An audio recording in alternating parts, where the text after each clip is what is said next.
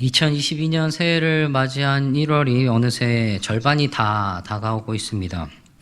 2022년을 맞이하면서 성도님들은 어떤 마음을 가지고 계십니까? 어떤 소망을 품고 계세요? 아마 모든 분들이 가지고 있는 동일한 기대를 저는 알 것 같습니다. 코로나로 인한 지금의 상황들이 하루빨리 정상화되기를 기대할 것 같아요. 저도 마찬가지입니다. 코로나 3년차가 맞이했다고 말을 하죠. 처음에는 상상도 못했습니다. 이렇게나 길어질지 말입니다. 그럼에도 우리는 여전히 새해를 맞이했고 또 희망찬 마음을 품고 시작을 합니다. 올 한 해 우리는 이 새해를 맞이하면서 나에게 주실, 또 우리 가정에게 주실, 그리고 우리 교회에 주실 그 하나님의 은혜, 2021년을 기억해보면 우리에게 기쁜 일들이 얼마나 있었습니까? 2020년은 어떠세요? 시작하는 이 한 해에 우리에게 기쁨이 되는 일들이 있었을까요? 우리는 어떨 때 기쁩니까? 무엇으로 기쁨을 누리나요? 지난 해를 돌아보고 올 한 해를 시작하면서 우리에게 어떤 기쁨이 있기를 소망하십니까? 지난해까지 함께 갈라디아서를 나눴고 오늘 빌립보서를 함께 나누고자 합니다. 오늘 본문은 11절까지 함께 읽었는데 빌립보의 배경과 인사말 1, 2절을 함께 나누려고 합니다. 빌립보서에는 두 가지 큰 특징이 있습니다. 하나는요, 에베소, 골로새, 그리고 빌레몬서와 함께 바울의 옥중 서신으로 분류가 된다는 것이고요. 또 하나는 이 편지가 감사, 찬양, 환희, 기쁨, 이것들이 넘치게 표현이 되고 있다는 겁니다. 그래서 이 편지를, 이 서신을 기쁨의 서신이라고 불리기도 한다는 것이죠. 그런데 이 두 가지 특징을 한번 보면 서로 모순처럼 느껴집니다. 옥중에 있어요. 감옥에 갇혀 있습니다. 1장에 13절, 14절, 17절 반복해서 이야기하는 것이 나의 매임이라고 이야기를 합니다. 감옥에 갇혀 있다, 감옥에 갇혀 있다, 감옥에 있다, 이런 말들을 표현을 하고 있는 것이죠. 옥중에 있는 이 바울이 보낸 서신이 기쁨의 서신, 기쁨과 환희와 감사와 찬양이 넘치는, 그 만족함이 넘치는 우리에게 참 귀한 의미를 줍니다. 이 빌립보서 서신입니다. 편지죠. 바울이 보내는 서신에는 공통적인 특징들이 있어요. 보내는 사람이 있고요. 받는 사람들이 있습니다. 그리고 인사말이 이렇게 있어요. 그런 편지의 정보가 오늘 1장 1절 2절에 이렇게 담겨져 있습니다. 보내는 사람, 그리스도 예수의 종 바울과 디모데, 그리고 받는 사람들, 빌립보에 사는 모든 성도와 또한 감독들과 집사들, 이렇게 이야기를 하고 있습니다. 바울이 쓴 편지인데 디모데의 이름이 함께 들어있어요. 나중에 보면 2장에 보면 디모데를 바울이 빌립보에 자신을 대신해서 보낼 계획을 가지고 있기 때문에 그의 이름을 함께 언급한 것으로 보고 있습니다. 어쨌든 이 바울은 자신을 무엇이라고 소개를 하냐면 그리스도 예수의 종이라고 소개를 합니다. 갈라디아서 인사말과는 참 사뭇 다르죠.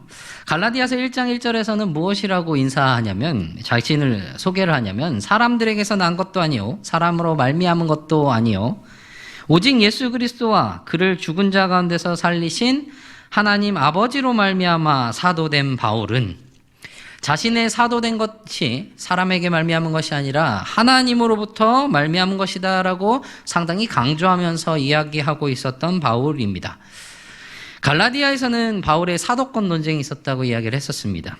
빌립보에 보낸 편지에는 그런 이야기가 없어요. 사도라는 말이 없고 대신에 그리스도 예수의 종이다라는 말로 자신을 소개를 하고 있습니다. 빌립보 교회 안은 이 바울은 상당히 친밀하고 정다운 관계였음을 유추해 볼 수 있는 것이죠. 여기에서 근데 종이라고 번역된 이 헬라어 말이 둘로스입니다. 노예라고 표현을 하기도 합니다. 둘로스는 자신의 의지가 없어요. 전적으로 주인에게 종속된 사람입니다. 그들은 아무런 권리도 자유도 없는, 그저 구속밖에 없는 그런 사람들입니다. 이 바울은 자신과 디모데를 그렇게 표현함으로써 그들이 그리스도 예수에 대해서, 그의 그리스도의 복음에 대해서, 그것을 위해서 헌신적으로 섬기고 그리스도 안에, 그리스도께 종속되어 있음을 표현하고 있었던 것이죠. 나는 그리스도에 의해 소유된 사람입니다. 나는 그리스도의 뜻에 순종하고 섬기는 자입니다. 라는 그런 의미가 담겨져 있는 것이죠. 이렇게 바울이 말한 것에 대한 의미가 아마도 빌립보 성도들에게는 정말 잘 다가왔을 겁니다. 바울이 실라와 함께, 디모데도 그때 함께 있었죠. 빌립보에서 복음을 전하고 그 교회를 세웠던 것들을 그들은 너무 잘 알고 있기 때문입니다. 그럼 그때 그 과정이 쉬웠을까? 그것은 아니었던 겁니다. 이 빌립보라는 지역은 마게도냐의 도시예요. 이 도시가 처음 소개된 게 사도행전 16장인데 바울의 2차 전도 여행이 기록된 본문입니다. 사도행전 16장 12절에 보면 빌립보를 이렇게 소개를 해요. 거기서 빌립보에 이르니 이는 마게도냐 지방의 첫 성이요 또 로마의 식민지라 라고 이렇게 그 빌립보에 대해서 소개를 하고 있는 것이죠.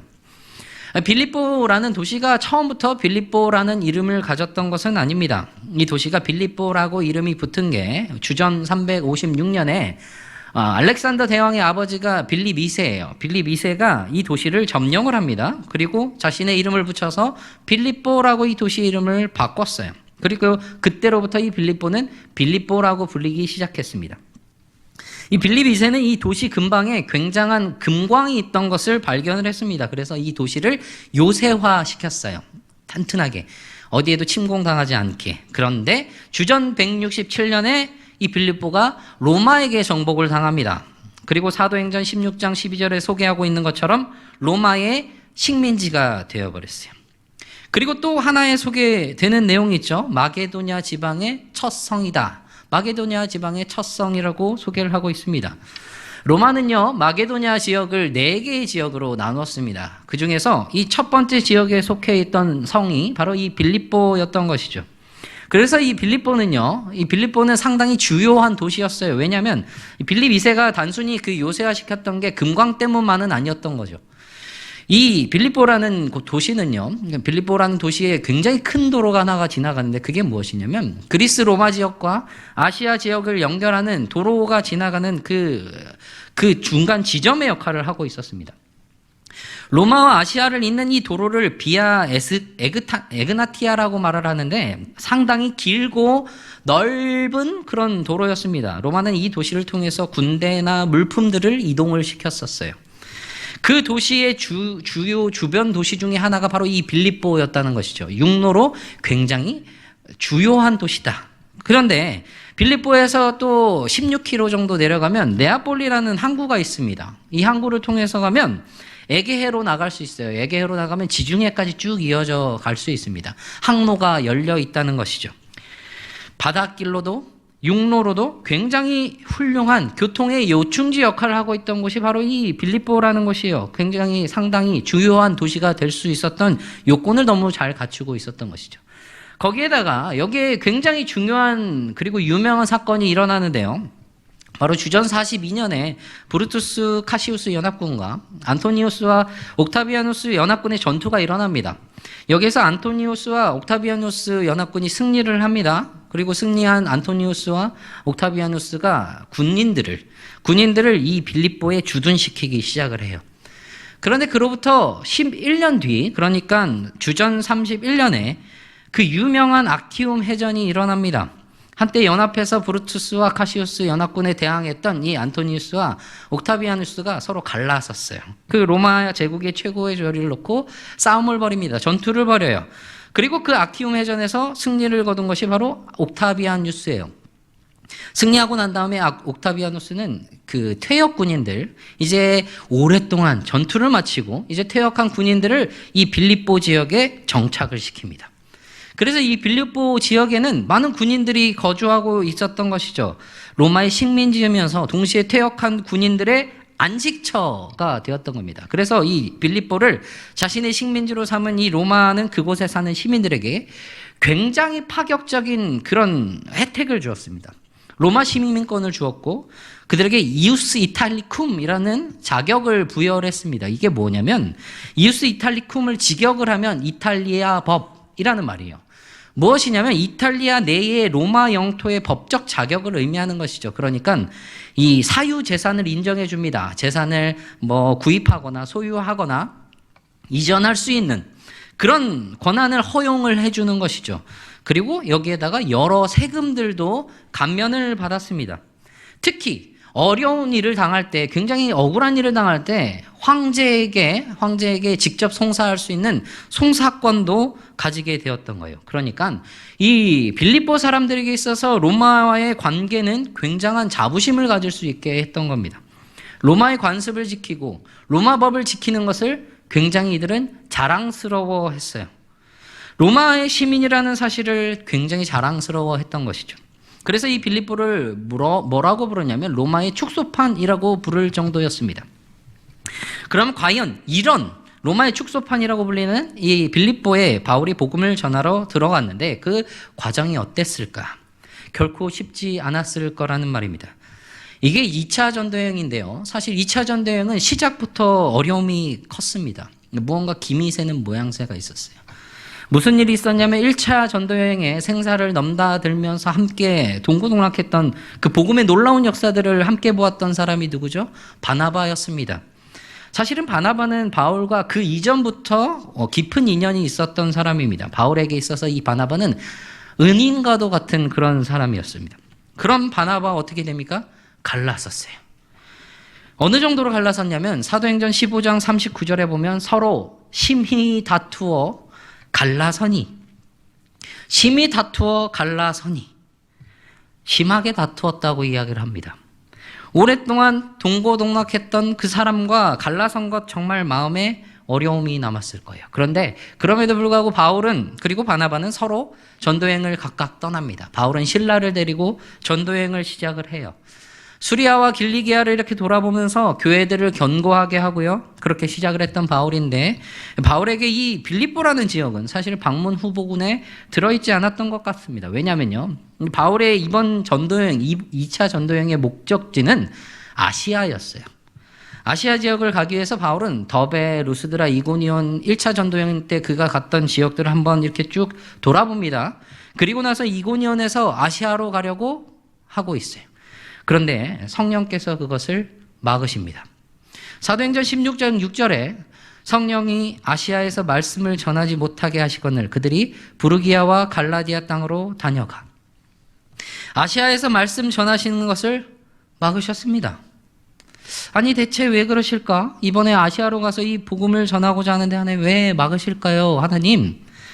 그런데도 이 바울은 복음의 여정을 멈출 수는 없어요. 그래서 계속해서 쭉 나아갑니다. 부르기아와 갈라디아 지방으로 이렇게 복음을 전하면서 거쳐가면서 다니다가 무시아 앞에 이르렀어요. 그곳에서 이번에는 다른 지역으로 방향을 꺾어서 비두니아라는 곳으로 가고자 마음을 먹습니다. 그런데 이번에도 예수의 영이 허락하지 않는다라고 이야기를 하고 있는 것이죠. 결국 그냥 무시아로 갔어요. 그리고 무시아로 내려가서 드로아라는 항구에 도착을 합니다. 거기에서 바울이 환상을 봅니다. 밤에 환상을 보는데 마게도냐 사람이 하나가 와서 바울에게 이렇게 말을 하는 겁니다. 마게도냐로 건너와서 우리를 도우라. 마게도냐로 건너와서 우리를 도우라 라고 이렇게 환상을 보였던 것이죠. 바울은요 그것을 보고 하나님께서 우리를 마게도냐로 부르셨다라고 확신하면서 마게도냐로 떠나갑니다. 그렇게 간 곳이 어디냐면 바로 빌립보예요. 2번이나 바울이 가려던 것을 막아서셔서 환상을 보여주시고 그래서 이 바울로 하여금 확신을 얻게 하셔서 보내신 곳이 바로 이 빌립보라는 것이죠. 그러면 그곳에서의 사역은 어떠할 것으로 기대가 될까요? 순탄할 것으로 하나님 보내셨으니까 잘 진행될 것이다 라고 기대할 수 있지 않겠습니까? 그럼 정말은 어땠을까요? 순탄했을까요? 드로아에서 빌립보 가는 길은 너무나도 순탄했습니다. 사모드라게로 직행했고 이튿날 네아폴리라는 곳에 도착을 했어요. 원래 걸리는 시간에 반도 안 걸린 겁니다. 그렇게 빌립보에 입성을 했어요. 이곳으로 오도록 하신 것에 확신이 들 수도 있었을 겁니다. 얼마나 기대가 됐겠어요?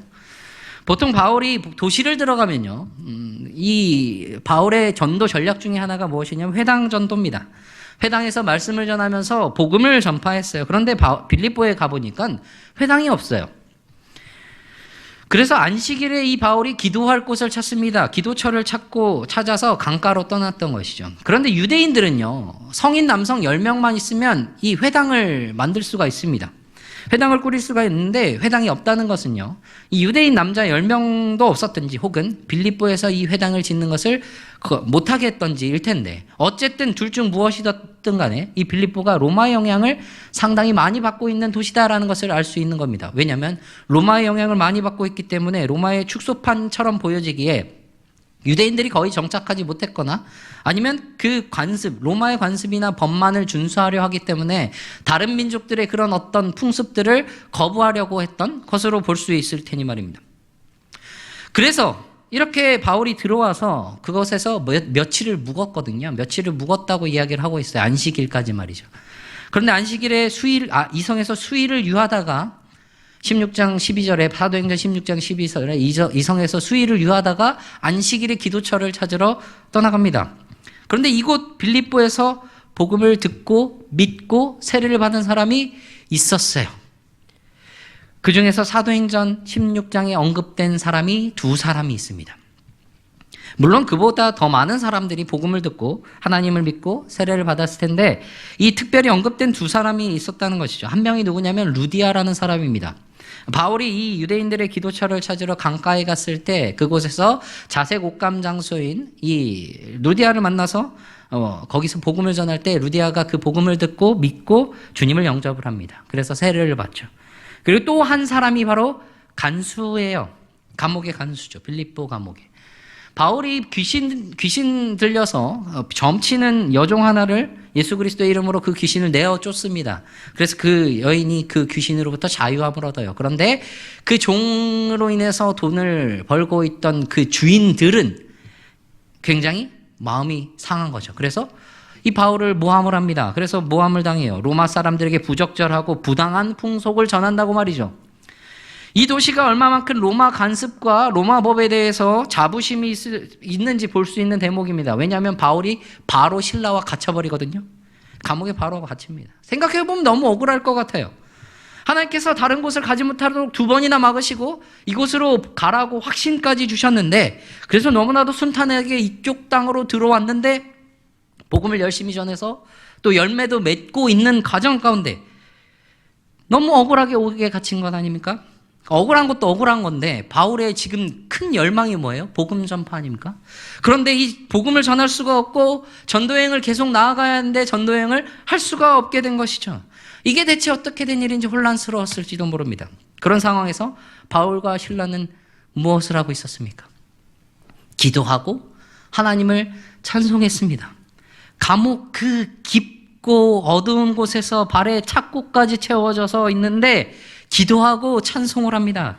결국 어떻게 되었습니까? 지진이 일어나고 옥문이 다 열리고 메인 것이 다 벗어졌어요. 간수가 놀래서 자다가 일어나서 나 이제 큰일 났구나 하고 자결을 하고 합니다. 살아남으면 더 큰 괴로움이 있을 것이기 때문이죠. 그런데 아무도 나가지 않았어요. 그리고 바울이 간수에게 너 스스로 몸을 해치지 말라고 말합니다. 그때 간수가 바울에게 한 말. 내가 어떻게 해야 구원을 받으리까? 그렇게 물었습니다. 내가 어떻게 해야 구원을 받으리까? 바울이 빌립보에 들어가서 전했던 게 무엇입니까? 복음, 그 구원의 소식, 그것을 묻고 있었던 것이죠. 거기에서 선포된 복음, 주 예수를 믿으라. 그리하면 너와 내 집이 구원을 받으리라. 그 선포, 화려하게 잘 차려진 무대에서 선포된 것 아닙니다. 아주 높은 강단에서 많은 사람들이 모인 곳에서 확정기로 퍼지듯이 전파된 것 아니에요. 그 깊고 어두운 곳, 조용하게까지 한 그 감옥에서 선포된 겁니다. 주 예수의 그 복음이 말이죠. 그렇게 전해진 복음으로 루디아와 그 가족, 간수와 그 가족들, 그들을 포함하여 많은 성도들과 함께 세운 것이 바로 빌립보 교회라는 거예요. 주님께서 그것을 세울 수 있도록 그렇게 하신 것입니다. 그 과정을 보면 결코 쉬웠던 길이 아니지만 빌립보로 가도록 조명하시고 그 길을 인도하셨고 예수 그리스도의 이름으로 그 능력의 역사가 나타나도록 하셨고 정말 과연 이곳에서 역사가 일어날 것인가라고 생각이 들 정도로 깊고 어두운 그 발에 착고까지 매어있던 그 감옥에서도 복음이 선포되게 하시고 열매를 맺어주셨던 것입니다. 그것이 바로 빌립보 성도들인 것이에요. 그런 빌립보 성도들에게 감독들에게 집사들에게 편지를 보냈던 겁니다. 그런데 여전히 의문인 건요. 그래요, 복음은 전해질 수 있습니다. 하나님의 능력의 역사 가운데 놀라운 일들이 얼마든지 일어날 수 있으니까 말입니다. 그런데 기쁨, 감사, 찬송, 만족은요. 대체 어떻게 나온다는 말입니까? 하나는요, 바울이 지금 로마에 있다는 겁니다. 로마는요, 바울이 가고자 원했던 곳이에요. 최종 목적지는 서바나였지만 말입니다. 그리고 동시에 하나님께서 바울에게 그곳을 가게 하시겠다고 말씀하신 곳이에요. 약속하신 곳이죠. 사도행전 23장에서 예루살렘에 격리되어 있던 그 상황에서 주신 말씀이 사도행전 23장 11절에 그날 밤에 주께서 바울 곁에 서서 이르시되 담대하라. 내가 예루살렘에서 나의 일을 증언한 것 같이 로마에서도 증언하여야 하리라 하시니라. 로마에 들어가는 것은 바울만의 열망이 아니라 하나님께서 주신 말씀이기도 했던 겁니다. 비록 바울이 로마에 들어간 것이 자유한 몸이 아니라 매인 몸이었지만, 갇힌 몸으로 그곳에 들어갔지만 바울에 있어서 갇힌 것보다 더 중요한 것은 로마에 들어왔다는 그 사실, 하나님의 말씀이, 그 약속이 이루어졌다는 그 사실이 더 컸던 것입니다. 화려하게 레드카펫 깔려서 환영을 받으면서 들어간 것은 아니었지만 비록 편하게 떳떳하게 들어갈 수 없이 매여서 죄수의 몸으로 들어갔지만 그 빌립보 깊은 감옥의 착고에 매여 있던 그 속에서도 복음의 역사를 이루어주신 하나님께서 이 로마에서도 그 복음의 역사를 이룰 것을 믿기 때문에 그 빌립보 성도들에게 기쁨으로 편지할 수 있었던 겁니다. 그때의 복음의 기쁨을 지금도 그가 누리고 있기 때문이라는 겁니다. 또 하나는요, 바울이 편지를 보낸 사람이 누구입니까? 성도와 또한 감독들과 집사들이라고 1절에 번역을 하고 있는데, 원문과 영어 번역본을 비교해서 번역하면 이런 말이 됩니다. 그리스도 예수 안에서 빌립보에 사는 모든 성도, 감독들과 집사들을 포함한, 그러니까 통칭하면 누구죠? 성도들입니다. 빌립보 안에 사는 성도들이에요. 모두가 성도입니다. 헬라어로 하기오스, 거룩한 자라는 의미입니다. 거룩한 자라는 것은 윤리적인 의미에서만 그런 것을 말하는 것이 아닙니다. 바울이 여기에서 성도, 거룩한 자라고 말한 것은 하나님과 특별한 관계가 있는 백성을 말하고 있는 것입니다. 하나님과 특별한 관계가 있기 때문에, 그리고 그리스도 예수 안에 있기 때문에 거룩한 자라고 불릴 수 있다는 것입니다. 자신의 공로나 어떤 행위로 임함이 아니라 말입니다. 보세요. 빌립보 사람들 무엇으로 그렇게 자부심을 가지고 있었습니까? 로마의 시민이라고, 로마와의 관계에 대해서 그렇게 자부심을 가지고 자랑스러워하면서 그러잖아요. 로마와 비교할 수도 없이 크고 위대하신 하나님과의 관계 가운데 있는데, 그런 특별한 관계 가운데 있는데 얼마나 자부심이 넘치겠습니까?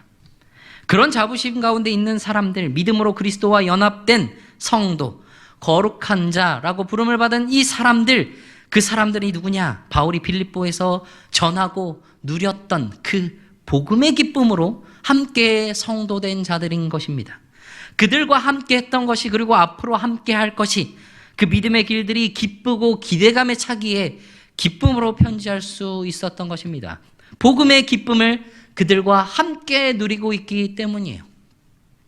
그리고 마지막으로 바울이 그 성도들에게 하는 인사말 속에 그 기쁨의 의미가 담겨져 있습니다. 우리 2절 말씀 함께 읽도록 하겠습니다. 2절에 하나님 우리 아버지와 주 예수 그리스도로부터 은혜와 평강이 너희에게 있을지어다. 아멘. 언어적인 말로 볼 때는, 인사말로 볼 때 이 은혜라는 말은 헬라어적인 인사말입니다. 기쁨, 희락 이런 것들을 이야기를 해요. 평강은 샬롬, 히브리적인 인사말입니다. 바울이 이 두 가지 인사말을 함께 하면서 독특하게 인사를 하고 있어요. 그런데 바울이 이렇게 은혜와 평강을 같이 사용할 때, 은혜는요, 그리스도 안에서 사람들에게 값없이 베풀어 주시는 그 절대적인 구원 행위의 본질입니다. 하나님이 절대적으로 구원하신 그 은혜가 담겨져 있다는 거예요. 그리고 평강은요, 하나님으로 인하여 아무것도 두려워하지 않고 무엇이든지 만족하는 그 영혼의 평온한 상태를 이야기를 하고 있는 것입니다. 그리고 이 평강은 어떻게 이루어지느냐? 예수 그리스도를 통하여 하나님과 화해된 삶, 화목된 삶, 거기에서 기초된다는 것입니다. 그러니까 다시 말하면요, 그 은혜가 무엇이에요? 그리스도께서 우리에게 주신 그 구원의 행위, 그리고 그것을 통해서 어떻게 되었습니까? 하나님과 화목하게 되었습니다. 그러니까 은혜의 결과가, 그 열매가 바로 평강이라는 것이죠. 그런데 이 인사말 은혜와 평강 속에 어떻게 기쁨의 의미가 담겨져 있느냐? 빌립보서를 기쁨의 서신이라고 부르는 중요한 이유 중에 하나가 기쁨이라고 번역된 카라라는 헬라어, 그리고 기뻐하다라고 번역된 카이로라는 헬라어가 있습니다. 그 단어들이 신약 성경의 다른 성경에 비해서 빌립보는 이 짧은 4장에 비해서 굉장히 많이 담겨져 있습니다. 이 4장의 짧은 장임에도 기쁨, 기뻐하다라는 단어가 23번 등장하고 있습니다. 그만큼 기쁨과 기뻐하다라는 그런 말이 많이 담겨져 있는 것이죠. 그리고 이 카이로라는 동사에서 파생된 단어가 바로 카리스입니다. 은혜예요. 기쁨으로 가득 찬 그 은혜, 그것이 어디로부터 옵니까? 하나님 우리 아버지와 주 예수 그리스도로부터. 그렇기 때문에 그 어떤 상황에서도, 옥에 매긴 상황에서도, 그 깊고 어두운 착고에 매인 상황에서도 바울은 기뻐할 수 있습니다. 지금 로마에서 이 편지를 쓰고 있는 그 매인 상황에서도 기뻐할 수 있었던 것입니다. 그리고 그로 인하여 평강을 누릴 수 있었던 것입니다. 때로 우리는 평강하다고 하면, 기뻐하고 하면 정말 안락한 의자 같은 데 앉아 있는 것과 같이 그런 넉넉한 상황에서만이라고 생각할 때가 종종 있습니다. 하나님의 뜻에 순종하면 항상 그런 안락함과 좋은 상황을 주실 것이라고 기대할 때가 많습니다. 그런데 현실은 그렇지 않아요. 하나님의 말씀에 순종하고 하나님의 일을 열심히 섬기며 살아가고 있지만 여전히 우리의 삶은 우리의 인간적인 기준으로 볼 때 전혀 기뻐할 것도 없고 평안할 때도 없습니다. 코로나만 해도 그렇잖아요. 여전히 우리를 이렇게 괴롭히고 있는데 말입니다. 그런데 바울의 인사말 속에서 은혜와 평강이 누구에게로부터 온다고 말합니까? 하나님 우리 아버지와 주 예수 그리스도로부터. 하나님께서는 언제나 기쁨을 주시고, 언제는 기쁨을 주시고 어떤 상황에서는 기쁨을 안 주시고, 처해진 모습에 따라서 은혜를 주셨다가 어떤 때는 은혜를 안 주시고, 때로는 평강을 주시고 때로는 안 주시고, 그런 분입니까? 그럼 우리의 자격에 따라, 우리의 공로에 따라서 은혜와 평강을 주시는 분이세요? 아니죠. 그랬다면 누가 그것을 받을 자격이 있고 누가 그것을 얻을 공로가 있겠습니까? 우리는 공로 없어요. 자격 없습니다. 그럼에도 하나님의 은혜는 끊임없이 지금도 주어지고 있습니다. 그 은혜를 주시고 계시기에, 그 평강함을 계속 우리에게 주시기에 우리는 항상 주님의 평강 가운데 있을 수 있습니다. 우리가 비록 이 땅 가운데 살아가는 동안 시련과 역경과 여러 가지 문제들, 그게 면제되는 것은 아니지만 그런 상황이라고 할지라도 하나님의 은혜가 멈춘 것은 아니라는 거예요. 그렇다면 우리 가운데 나타날 열매가 무엇입니까? 평강함이 우리 가운데 있다는 것이죠. 바울 보세요. 저기 저 감옥에서도 기쁨을 외칩니다. 감사와 만족을 드러내요. 하나님 우리 아버지가 은혜를 주시기에, 그리스도께서 나의 주인으로 그 은혜를 넘치도록 부어주시기에 자격 없는 우리 삶에 선물처럼 은혜가 주어지고 평강이 우리 가운데 임하게 된다는 겁니다. 그래서 우리는 이 감옥에서도, 감옥과 같은 그 고난 중에서도, 시련 가운데서도 기뻐할 수 있는 것입니다. 세상은 이해할 수 없는 그 기쁨. 그런 우리를 부리는 말이 무엇이냐? 성도, 거룩한 자. 그 기쁨을 누리는 우리를 통해서 우리를 만나는 수많은 사람들이 그 기쁨, 그 은혜와 평강이 흘러가게 된다는 겁니다. 그런 기쁨이 넘치는 성도로서 은혜와 평강을 전하는 그리스도의 종으로서 살아가시는 저와 모든 성도님들이 되시기를 바랍니다.